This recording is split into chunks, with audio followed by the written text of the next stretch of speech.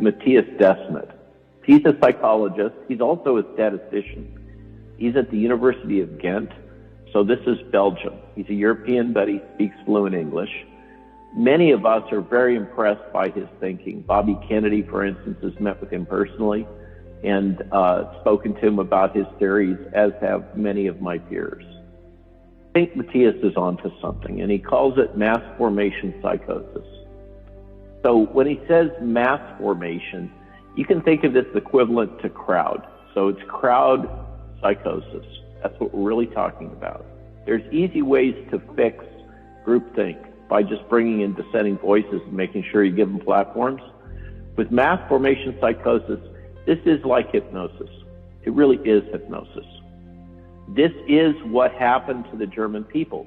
If you live in Europe or you are have a relative who's a Holocaust survivor, or also if you've lived behind the Soviet Union curtain, Eastern Europe, etc., this is a fundamental problem that people have, is understanding how can, for instance, the German people who are highly educated, very liberal in the classic sense, Western thinking people, how could they go so crazy, so deep into crazy land that they were doing what they did to the Jews? How could this happen to a civilized people?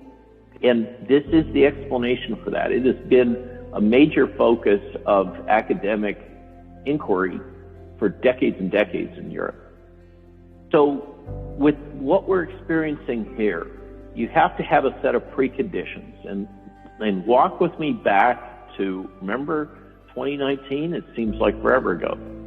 The precursors for mass formation psychosis is you have to have a situation in which the population is decoupled from each other. They don't have social bonds. Everybody on their little cell phones and everything else, okay, where we're fragmented into our communities, Facebook communities and other things. Yes, they're tribes, but we're now in a situation where there's sub tribes. Everybody's fragmented. Nobody's feeling connected, okay?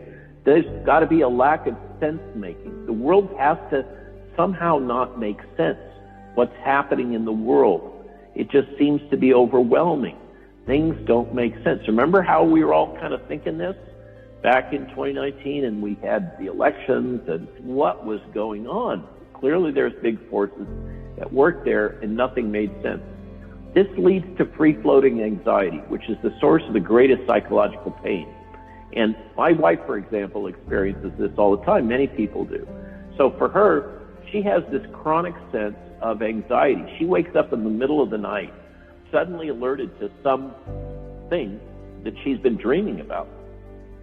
So this sense of free-floating anxiety, things don't make sense. We're no longer connected to each other. And we also have free-floating discontent, that things aren't right and I don't like it very much and I'm not sure where to put my finger on it. A lot of us had this feeling. Now think about what happened when the virus broke out. The world obsessed over this virus. Suddenly, every software person in the world was an expert on molecular virology and epidemiology. I had to deal with them, we all suddenly became obsessive experts, spending all our time on the media trying to figure out what the heck is going on because it didn't make sense. And we're trying to protect our children and everything else.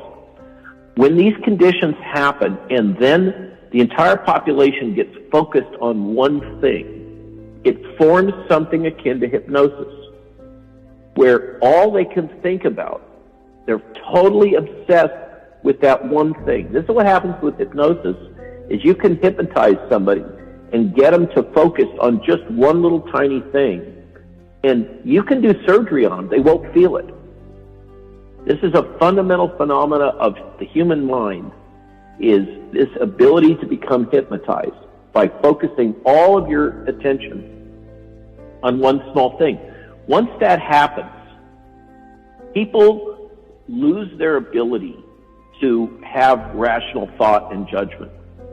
Even if you weren't obsessed, you had all this fear porn coming at us all the time, 24/7, through every channel. Now, was this intentional, or was it just selling clicks there's a lot of signs that there was an intentional component here. That we're sitting in a situation in which we have been actively managed psychologically by some entity that has financial benefit or power to gain from doing this. This gets to the point about global totalitarianism.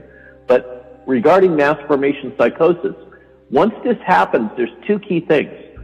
Everybody gets focused. They have this fusion of their discontent, this focus on a thing, and then leaders step in that seize this moment.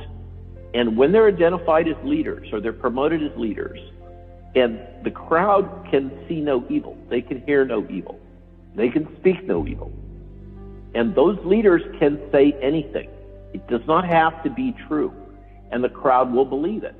Furthermore, with this kind of process, mass formation psychosis, that we saw in 1930s Germany, and we've seen in other situations, outside dissenters, anybody who says something that is contrary to the narrative must be attacked.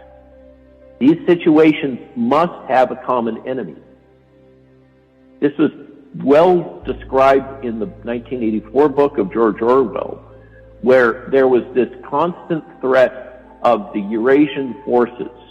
They were nebulous. One never really knew where they were or if they were going to attack, but they were always used to drive fear in the crowd. So this crowd now that's formed has central leaders that are lying to them all the time, like Tony Fauci. And as you see, there's a narrow world in which those people that have been hypnotized in this way, you can tell them until you're blue in the face what the data are, what the facts are. You can show them video clips of Tony Fauci lying. It doesn't matter.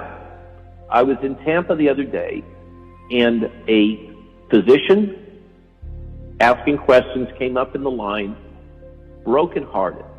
She has many other physicians and medical professionals in her family, and she's disaffected from all of them. And she said, it doesn't matter how much information I provide to them, how many papers I provide to them, what data I provide to them, they can't hear it. And it's true. They literally can't. They are hypnotized. This has happened all over the world. It's been actively promoted. It is the consequence of all this censorship and propaganda that we've been subjected to. And when it seems to you that the rest of the world has gone mad, the truth is they have. Okay? And the question is, what can we do about it? So I spoke to Matthias about this, about where does he see this going? And it's really a bit grim. He thinks that this mass psychosis has developed to a point where the global totalitarianism is unavoidable. It will sweep over us. We're seeing it in Austria. Number one, they're locking down during the holidays. And they say, you will be vaccinated. Now, that flies in the face of the data, which shows the vaccination won't stop the spread of the virus. It doesn't matter. They will impose the vaccines on you. They're talking about doing this in Germany. They're talking about all kinds of mandates in the United States, like you say, including for the children. Think that through, okay? So this is happening, and Matthias believes that it's now to a point that it is going to progress through the population, whether we like it or not. We have to continue to try to provide information, accurate information. There's a couple things we can do. We can substitute the fear of the virus, which is irrational, for a greater threat. We can break through to people if we help them to understand that what we're seeing is a coordinated global focus on deploying a global totalitarian solution. Totalitarianism is a bigger boogeyman than the virus is by far. Losing control to Bill Gates and the World Economic Forum and BlackRock and Vanguard is a bigger threat than SARS-CoV-2 is for you or your children by far. Okay? And people can hear that. They can see it. Matthias has tested it. And you can break this fusion in their minds if you give them something that's even of greater concern, which is loss of their freedom. When you make it clear to people that they're on the threshold of losing their rights, they get activated. So this is one topic area that a lot of people get. And often the breakthrough thing is they're going to force my kids to take the jab. And suddenly people wake up with that one also. But the problem is all those underlying things haven't been fixed. The real problem, to be blunt, is that our society is sick. It's sick in a bunch of ways. And I think the only thing that can come out of this to get us away from that, to start to heal us, is this idea of think global, act local that is behind intentional communities. Meanwhile, while all this crazy is going on in the world, the rest of us that are able to see through for whatever reason, maybe because we got fired from our job, or we experienced mainstream media first person and realized how corrupt and twisted that world is, or maybe we experienced big science and all the corruption within big science in a very brutal first-person way. Things have caused some of us to be able to be a little more skeptical about what's going on in the world. So we can't get beyond this if we don't find some way to heal ourselves. And I think we got to start that healing process locally. The message that I've been trying to promote in these various speaking engagements is a message of healing, not division, and of trying to empower people to start building local community, telephone call lists, work through your church, whatever your organization is, build on that. Find physicians that will administer early treatment. I think that now is the time to build local community, start to form networks with each other, or providing information to older people who are often home alone, scared and not able to access the internet. There's a few courageous leaders politically in a lot of scared chickens. Basically, the Republican side is unified that these mandates are wrong.